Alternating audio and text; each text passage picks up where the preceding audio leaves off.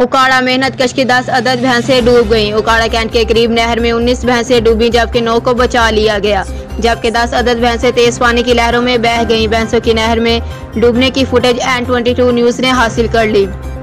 Footage में वाज़े तौर पर देखा जा सकता है कि कैसे भैंसें नहर में डूब रही हैं।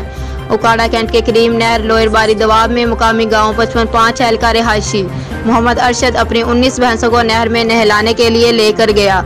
तमाम जानवर नहर में उतर गए। देखते ही देखते भैंसें तेज पानी की झाल में आ गईं और तवाज़ुन बरकरार ना रख सकीं, जिसकी वजह से तेज पानी की लहरें 10 भैंसों को बहा कर ले गईं, जबकि 9 भैंसें बड़ी मुश्किल से तैर कर किनारे से आ लगीं। मौका पर मौजूद भैंसों का मालिक मोहम्मद अरशद आहुजारी करता रहा और अपनी मदद के लिए लोगों को पुकारता रहा, लेकिन कोई इसकी मदद को ना आया, जबकि मौका पर मौजूद लोग इस सारे मंजर की वीडियो बनाते रहे।